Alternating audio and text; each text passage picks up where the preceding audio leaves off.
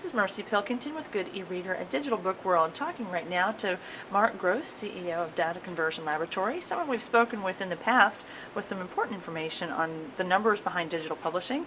And today I want to ask you, Mr. Gross, about basically where digital textbooks are going. That's something that has made a lot of news in the last week or so.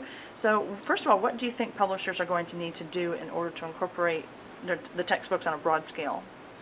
Well, I think there's going to need to be a process in which they take textbooks over, because moving textbooks over to electronic media is a little harder than taking novels and other very simple books. Textbooks are very complex, lots of pictures, lots of graphics, lots of tables and all kinds of things like that, and they're also very visual.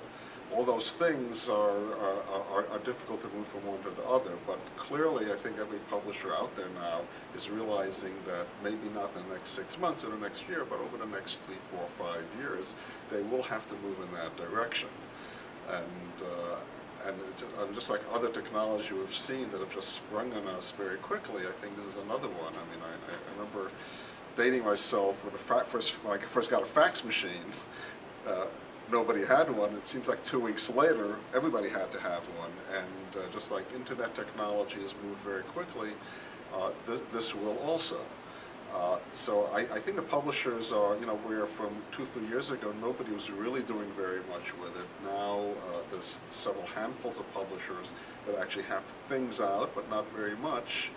I think in the next year or two, we'll see at least some additions from every publisher out there.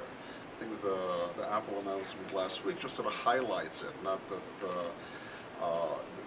it's just that, here's a tool oriented towards it. It's not the only tool, it's not the only way to go, and certainly there are a lot of restrictions, a lot of controversy on that whole area.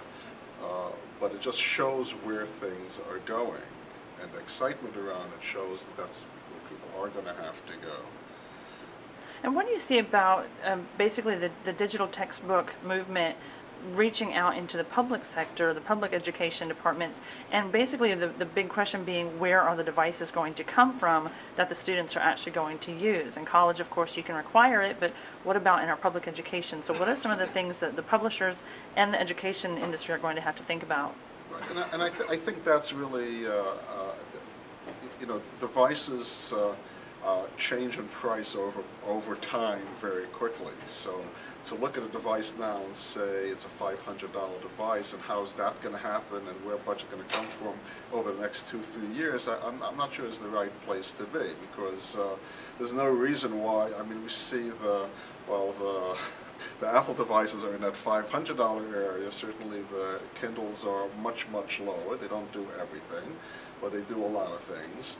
And there's no reason to think that devices in general won't go into that $100 or even sub-$100 area.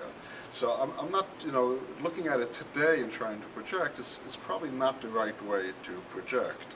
And certainly with mass adoption, prices will go down. So I think, if you think along those lines, a device is probably about the same cost as a single textbook. So I think the budgets can probably come out to support those. And while we talk about the cost of creating textbooks is not just in printing them, it's in developing content and the authors and all those other pieces. There still is a substantial amount that's in that print, and by eliminating that print, some of that money can go into supporting the devices that need to be there. I think if you look at it in a 3, 4, 5-year spectrum, that part will probably be a trade-off.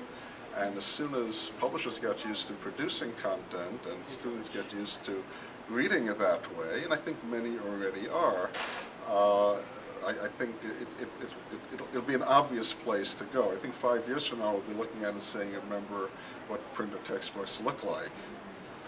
I agree. Thank you so much for your time. And again, this is Mercy Pilkington for GoodEReader at Digital Book World.